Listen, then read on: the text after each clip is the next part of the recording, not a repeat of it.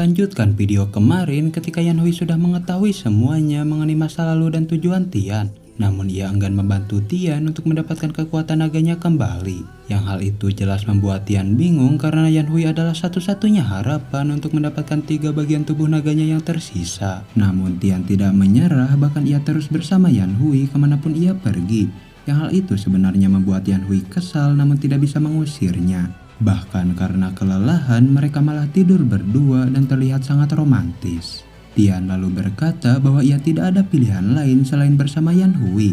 Karena untuk mendapatkan 3 bagian tubuh naganya, ia membutuhkan darah sisik pelindung jantung yang ada pada tubuh Yan Hui. Namun ia sangat kecewa karena Yan Hui yang enggan membantunya. Bukan tanpa alasan, Yan Hui sudah sangat trauma ketika Tian menusuknya secara tiba-tiba. Dan ia juga ingin hidup normal di sebuah kota bernama Yongzhou. Serta memberitahu Tian agar tidak ikut bersamanya karena Yongzhou merupakan kota berbahaya bagi para siluman. Tepat ketika bulan purnama bersinar, tubuh Tian mengalami rasa sakit yang amat teramat sangat. Karena bulan purnama merupakan kelemahannya yang akan membuat tubuhnya melemah. Dan hal itu dimanfaatkan oleh Yan Hui untuk bisa meloloskan diri. Karena hal itu jugalah Tian tidak bisa melacak keberadaan Yan Hui yang sudah lumayan jauh. Dan tanpa ia ketahui, terdapat seorang pria bernama Wu Jin yang mencium aroma tubuh naganya. Bahkan Wu Jin menyuruh silumannya bernama Subisi untuk melacak keberadaan Tian yang akan menjadi makan malam mereka. Yan Hui yang merasakan aura jahat sempat khawatir kepada Tian yang sudah ia tinggalkan. Dan benar saja Tian mendapatkan serangan dari Subisi yang berniat untuk memakannya. Bahkan karena tubuhnya yang melemah, Tian tidak bisa menghadapi siluman tersebut yang membuatnya seketika terkapar. Hingga ketika ia akan dibunuh, Yan Hui tiba-tiba berada di tempat itu dan menangkis serangan Subisi. Ia juga mampu memberikan serangan yang membuat sang siluman terpental. Dan hal tersebut dimanfaatkan oleh mereka untuk segera mengamankan diri. Tian lalu menjelaskan bahwa siluman akan memakan siluman lain untuk bisa menambah kekuatannya. Dan ia yang merupakan raja siluman naga jelas menjadi incaran yang sangat lezat. Hingga untuk menghilangkan aroma tubuhnya, Tian langsung menyeburkan diri ke dalam sungai yang bisa membuat mereka aman. Melihat Tian yang melemah, Yan Hui memberikan sedikit darahnya yang seketika membuat Tian pulih. Bahkan Tian memberikan napas buatan ketika Yan Hui hampir kehabisan napas. Dan setelah situasi aman, mereka langsung bergegas pergi meninggalkan tempat tersebut. Namun sial, Wu Jin ternyata masih mengawasi mereka dan mengikat kaki Yan Hui. Yang hal itu jelas membuat Tian geram dengan Wu Jin yang terus mengejarnya. Hingga dengan menggunakan sisik pelindung jantung, mereka mampu mengeluarkan kekuatan sihir yang membuat sang siluman terpental. Setelah beres dengan siluman, Tian lalu menarik Wu Jin yang seketika langsung lenyap. Yang ternyata Wu Jin penganut sihir gelap yang sudah banyak meresahkan warga. Bahkan terdapat ranting tanpa aroma yang bisa menghilangkan aroma dari sosok siluman. Dan hal itu sangat berguna bagi Tian agar aroma Raja Naganya tidak bisa tercium oleh siapapun. Hingga setelah mengobati kaki Yan Hui, Tian langsung menggendong Yan Hui menuju kota Yongzhou. Beralih kepada Su Ying di mana ia mencoba memulihkan ingatan Lu Museng yang telah lupa akan jati dirinya. Bahkan ia menunjukkan pakaian jenderal yang selalu Lu Museng gunakan. Namun Lu Museng membantah semua itu dan berkata bahwa ia hanyalah seorang suami dari sosok siluman rubah. Su Ying lalu mengingat masa lalu ketika Lu Museng diculik oleh siluman rubah yang telah berhasil mengalahkannya. Dan ia yakin bahwa siluman rubah menghapus semua ingatan Lu Museng sebagai wujud balas dendam. Karena Lu Museng merupakan pemburu siluman yang telah membunuh banyak nyawa. Agar Lu Museng mencintainya lagi, Su Ying memerintahkan bawahannya untuk menemui pembuat dupa. Dan menyuruhnya untuk membuatkan sebuah dupa yang tercipta dari esensi rubah ekor 9. Karena ia yakin bila dirinya memiliki wangi dari siluman rubah, maka Lu Museng akan ingat kepada dirinya lagi. Su Ying juga membicarakan perihal Tian yang sedang mencari tubuh naganya dan ia akan memajang tanduk naga Tian tepat di tengah-tengah kota dengan harapan bahwa Tian akan terpancing dengan hal itu dan mereka bisa menangkapnya dengan sangat mudah. Beralih kepada Yan Hui di mana mereka sudah sampai di kota dan sedang beristirahat. Namun karena Yongzhou merupakan kota yang sangat ketat, dirinya menawarkan kepada Tian untuk menjadi roh pelindungnya agar Tian bisa aman tanpa takut diusir oleh pengawal. Pada awalnya Tian jelas menolak hal tersebut karena sebagai sosok Raja Naga hal itu akan sangat merendahkan dirinya. Tetapi ketika ada penjaga yang mengecek keadaan, dirinya terpaksa menjadi roh pelindung Yan Hui demi bisa tetap aman. Namun harga dirinya seketika hilang ketika Yan Hui berkata kepada para penjaga bahwa Tian adalah siluman ikan koi. Melihat tanduk naganya terpajang di tengah kota, hal itu seketika membuat amarah Tian menjadi sangat memuncak. Karena secara tidak langsung Suying telah merendahkan dirinya tepat di depan semua orang. Namun Tian berusaha sabar dan akan menyusun sebuah rencana untuk bisa mengambil tanduknya kembali. Yan Hui yang juga turut sedih berpikir untuk memberikan sisik pelindung jantung Tian yang ada pada tubuhnya. Namun karena penyakit jantung yang ia derita, maka hal itu akan membuatnya tewas. Dan Yan Hui memiliki ide lain di mana ia mendatangi tempat konsultasi yang bisa memberinya solusi akan hal tersebut. Dengan uang yang tersisa, Yan Hui meminta sebuah solusi mengenai penyakit jantung, yaitu agar penderita bisa tetap hidup normal seperti orang pada umumnya. Tetapi Yan Hui sangat terkejut karena ia harus mengeluarkan 100.000 tael emas untuk mendapatkan solusi itu. Karena tidak memiliki uang, dirinya mengajak Tian ke sebuah tempat yang merupakan kediaman temannya, di mana ia bernama Qiang yang memiliki kekayaan lumayan banyak. Bahkan mereka terlihat senang karena bisa bertemu kembali. Seperti kawan lama yang tiba-tiba datang, Yan Hui langsung menceritakan mengenai masalahnya yang sedang ia alami. Dan ia meminta Qiang untuk meminjamkannya uang 100.000 tael emas. Yang hal itu sempat membuat Qiang terkejut, namun ia akan membantu Yan Hui dengan semampu yang ia bisa. Sementara di sisi lain, Tian ditemani oleh Yuli yang merupakan roh pelindung Qiang, di mana Tian bertanya mengenai tanduk naga yang terpajang di tengah kota. Dan Yuli menjawab bahwa terdapat kekuatan besar yang menjaga tanduk tersebut. Karena sudah banyak orang yang mencoba mengambilnya, namun mereka ditemukan tewas. Setelah keluar dari tempat itu, Qiang hanya bisa meminjamkan Yan Hui uang senilai 20.000 tael emas, yang mana mereka masih membutuhkan 80.000 emas lagi untuk bisa mendapatkan solusi. Dan melihat sebuah tempat judi, Yan Hui malah berniat gila untuk menggandakan uangnya tersebut. Sementara Tian akan mengecek lokasi tanduk naga untuk memantau keadaan.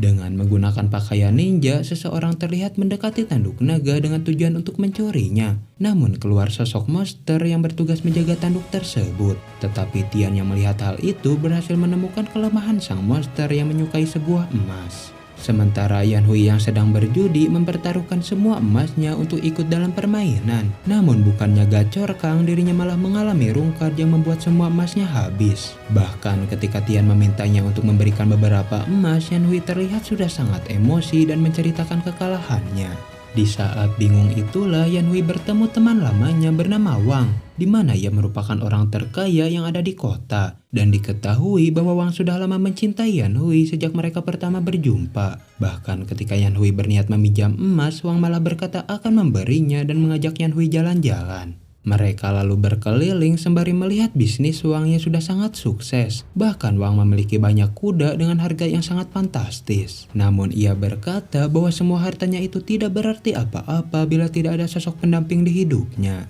Beralih kepada Tian, dirinya bertemu dengan Yuli yang baru pulang membeli sesuatu. Namun melihat tangan Yuli yang terluka membuat Tian merasa kasihan. Hingga Tian mampu menyembuhkan luka tersebut dengan sangat cepat. Yang hal itu membuat Yuli terkejut dan berkata bahwa Tian bisa mendapatkan banyak uang dengan menjadi seorang penyembuh. Dengan sangat emosi, Tian lalu membawa Yan Hui yang sedang dilamar oleh Wang. Bahkan ia sangat kesal dengan Yan Hui yang mempermainkan hati seseorang. Karena ia tahu bahwa Yan Hui tidak mencintai Wang dan hanya ingin mendapatkan hartanya. Namun perhatian mereka teralihkan ketika melihat anggota sekte Guan Han yang berada di galeri Tian Qiang, yaitu sebuah tempat yang memproduksi dupa paling ternama. Dan karena penasaran mereka berniat untuk mengeceknya nanti. Ternyata tepat di dalam galeri terdapat rubah ekor 9 yang dikurung oleh Suying, di mana Suying menagih dupa pesanannya untuk memulihkan ingatan Lu Museng. Namun pemilik galeri bernama Peng meminta maaf kepada Suying karena belum bisa membuatkannya. Peng juga berkata bahwa dirinya membutuhkan tanduk naga untuk mendapatkan hasil yang sempurna. Karena bila hanya mengandalkan tubuh siluman rubah, hal itu tidak akan efektif. Dan Suying menyetujui hal tersebut dan memberikan waktu 3 hari untuk Peng bisa menyelesaikan dupanya. Beralih kepada Wang, dirinya mengunjungi sebuah kedai yang menjual berbagai ramuan, di mana Wang mencari sebuah ramuan yang bisa membuat wanita jatuh cinta. Dan ternyata sang pedagang memiliki ramuan tersebut dengan cara kerja yang sangat mudah, yaitu ketika korban telah meminum ramuan, maka ia akan merasa jatuh cinta kepada orang yang memegangnya pertama kali. Dengan mencampurkan ramuan pada segelas air, Wang menawarkannya kepada Yan Hui yang seketika Yan Hui minum. Namun ketika Wang hendak memegangnya, dirinya sangat kesulitan karena Yan Hui yang menghindar. Bahkan ia sangat terkejut ketika Tian malah menjadi orang pertama yang berhasil memegang Yan Hui.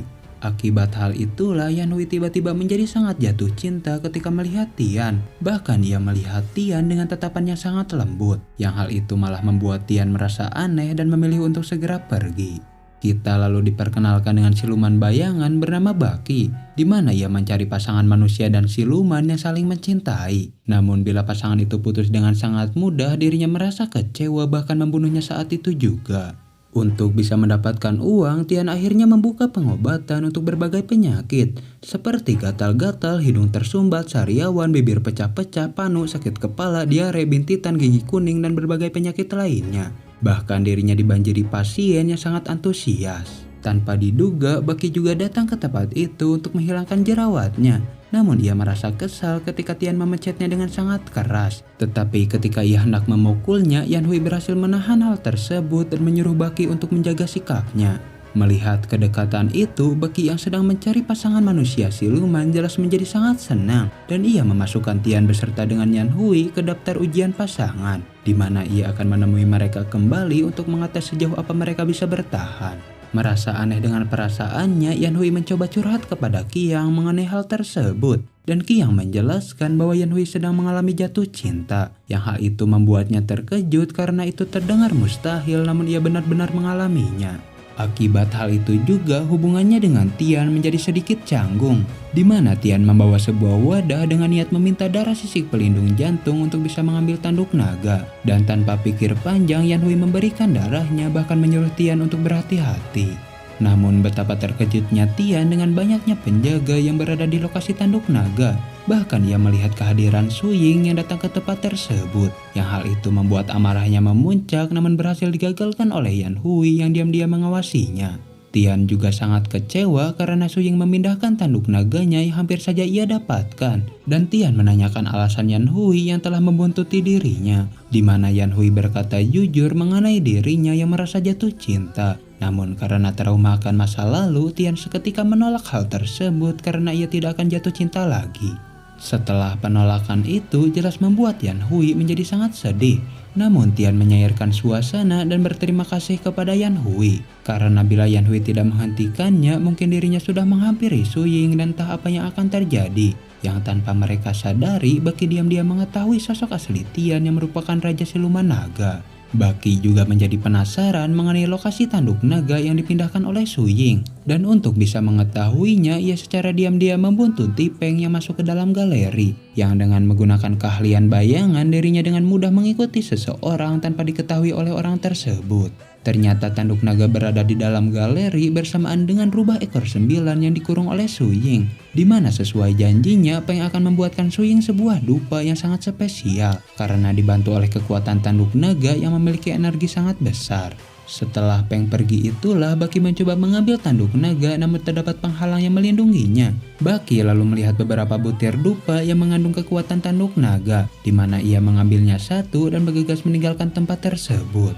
Kita lalu diperkenalkan dengan seorang pria bernama Suwo yang merupakan keponakan dari Peng sekaligus pewaris galeri Tian Qiang. Dan ketika sedang berkuda itulah dirinya dihampiri oleh Qiang yang ingin berbicara, di mana Qiang bertanya perihal banyaknya roh pelindung yang hilang secara tiba-tiba. Dan ia ingin tahu apakah galeri Tian Qiang ikut terlibat atas hilangnya para siluman. So yang merupakan keponakan Peng jelas mengetahui banyak mengenai isi galeri. Dan ia mengiyakan perkataan Qiang mengenai keterlibatan galeri. Dan setelah mengetahui fakta tersebut, Qiang langsung mencium pipi So sebagai ucapan terima kasih. Karena perlu diketahui ternyata So sangat mencintai Qiang, namun cintanya bertepuk sebelah tangan. Bahkan ia enggan mencuci bekas ciuman Qiang yang merupakan gadis yang sangat ia cintai. Tian lalu menghampiri Yan Hui dan memberikan semua emasnya hasil mengobati orang-orang. Dan hal itu membuat Yan Hui yang sedang dimabuk cinta malah semakin menjadi. Dan ia langsung pergi ke tempat konsultasi untuk menanyakan solusi penyakitnya yang belum sempat terjawab. Namun betapa kesalnya Yan Hui karena dengan emas yang sangat banyak ia hanya mendapatkan solusi aneh, di mana ia disuruh makan zat besi beserta olahraga yang cukup. Namun bila penyakit jantungnya parah, Yan Hui harus mendapatkan kekuatan besar yang berasal dari Raja Naga 100 tahun. Dengan sangat lemas, Yan Hui memberitahukan kepada Tian mengenai solusi tersebut. Dan Tian langsung mengartikan bahwa hanya ialah yang bisa menyembuhkan Yan Hui. Namun Tian harus mendapatkan 3 tubuh bagian naganya lagi untuk menyempurnakan kekuatannya. Dan mulai saat itu, Yan Hui akan serius membantu Tian untuk bisa menjadi Raja Naga kembali. Tanpa mengucapkan assalamualaikum, mereka dikagetkan dengan Baki yang sudah berada di dalam rumah. Bahkan Baki memberikan butiran aneh yang berasal dari dalam galeri. Dan ketika Tian menciumnya, ia merasakan kekuatan tanduk naga yang berada pada butiran tersebut. Sebagai penguji kesetiaan, Baki akan memberitahukan lokasi tanduk naga, namun Tian harus menyerahkan Yan Hui. Yang hal tersebut langsung ditolak oleh Tian karena Yan Hui jauh lebih berharga. Bahkan mereka bisa mencarinya sendiri tanpa perlu mengorbankan apapun. Namun yang membuat mereka terkejut karena Baki mengetahui identitas Tian yang merupakan sosok Raja Naga. Melihat kesetiaan pada Tian dan Yan Hui, hal itu membuat wajah Baki terlihat sangat bahagia. Bahkan ia memberitahukan lokasi tanduk naga yang berada di galeri Tian Qiang. Ia juga tidak akan membongkar identitas Tian sebagai sosok Raja Naga. Namun demi keamanan, mereka tetap mengikat Baki beserta menyegel tempat tersebut. Dengan menyelinap, mereka melihat banyak roh pelindung yang digiring masuk ke dalam galeri. Namun ketika mereka masuk, tak ada satupun makhluk yang terlihat. Dan hanya ada sebuah pintu besar dengan cahaya yang memenuhinya. Bersamaan dengan hal itu, Qiang juga sedang menyelinap masuk untuk menyelidiki kasus hilangnya para siluman.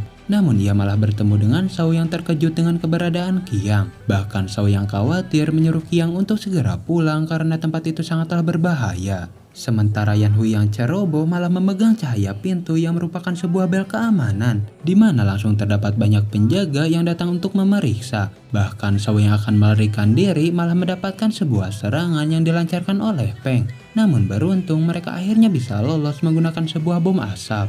Namun Shao yang mengalami luka parah menjadi sangat melemah bahkan tak sadarkan diri. Qiang juga menjadi sangat panik ketika merasakan kehadiran seseorang. Yang ternyata itu adalah Tian dan Yang Hui yang langsung mengajak Qiang untuk segera pergi meninggalkan tempat tersebut.